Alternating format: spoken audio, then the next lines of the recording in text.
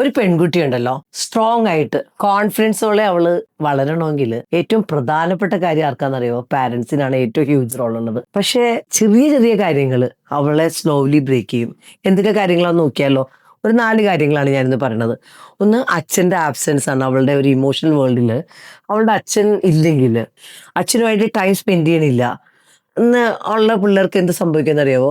അവൾക്കൊരു ആണുങ്ങളെ എങ്ങനെ റെസ്പെക്ട് ചെയ്യണമെന്നൊക്കെ അറിയാൻ പറ്റില്ല. ഒപ്പം അവൾക്കൊരു സെക്യൂരിറ്റി ഫീൽ ചെയ്യില്ല. അതാണ് ഒന്നാമത്തെ കാര്യം. രണ്ടാമത്തെ കാര്യം എന്താണെന്നറിയാമോ? അവളുടെ ലൈഫിൽ ശരിക്കും എന്താ വെച്ച് കഴിഞ്ഞാൽ അവൾക്കൊരു സേഫ്റ്റിയും റെസ്പെക്റ്റും വീട്ടിൽ കിട്ടിയില്ലെങ്കിൽ എന്ത് സംഭവിക്കും? അവളുടെ കോൺഫിഡൻസ് കൊളാപ്സ് ആകും. അവള് ഇങ്ങനെ റെസ്പെക്റ്റ് ഇല്ലാതെ അവളുടെ ഒരു സെൽഫ് വർത്ത് അവൾക്ക് ഉണ്ടാക്കാൻ പറ്റില്ല. അപ്പൊ ഏത് കുട്ടിക്കും ഏറ്റവും അടിപൊളിയായിട്ടൊരു കോൺഫിഡൻസ് ബിൽഡ് ചെയ്യണമെങ്കിൽ അത് വീട്ടിലെ സാഹചര്യങ്ങൾ തന്നെയാണ് പ്രധാനമായിട്ടുള്ളത്.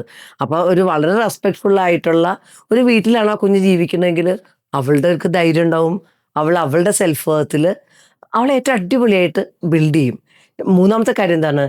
പാരൻസ് ഈ കുഞ്ഞിന്റെ മുമ്പിൽ നിന്നിട്ട് അച്ഛനും അമ്മയും കൂടി നല്ല തല്ലാണ് എപ്പോഴും. അങ്ങനെയുള്ള ലെവലിൽ അച്ഛനും അമ്മയും ഏത് നേരം അടിയാണെങ്കിൽ എന്താ സംഭവിക്കുക? അവൾക്ക് പേടി വരും, ഇൻസെക്യൂർഡ് ആകും. അപ്പൊ ഇതൊക്കെ വന്നു കഴിഞ്ഞാൽ പിന്നെ അവൾക്ക് അവളുടെ ലൈഫിൽ ഈ ഒരു കല്യാണം എന്ന് പറയുമ്പോൾ തന്നെ പേടിയായിട്ട് മാറും. നാലാമത്തെ കാര്യം എന്താണെന്ന് അറിയാമോ? ഒരു കുഞ്ഞ് ശരിക്കും ഒത്തിരി സ്വപ്നമൊക്കെ ഉണ്ട് ഈ പിള്ളേർക്കൊക്കെ. അപ്പൊ ഈ കുഞ്ഞിന് ഒരു ഫ്രീഡം ഇല്ല.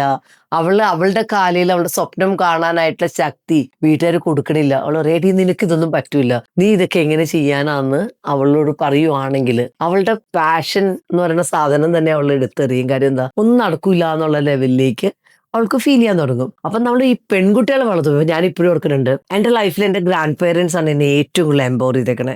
അവർ പറഞ്ഞു, മോളെ നിനക്ക് വലിയ ആളാവാൻ പറ്റും, ലൈഫ് അടിപൊളിയാവാൻ പറ്റും എന്നൊക്കെ പറഞ്ഞിട്ട് എപ്പോഴും എനിക്ക് ഏറ്റവും നല്ല കോൺഫിഡൻസ് തന്നത് എൻ്റെ ഗ്രാൻഡ് പേരൻസ് ആയിരുന്നു, എഗെയിൻ ഡാഡി ആയിരുന്നു.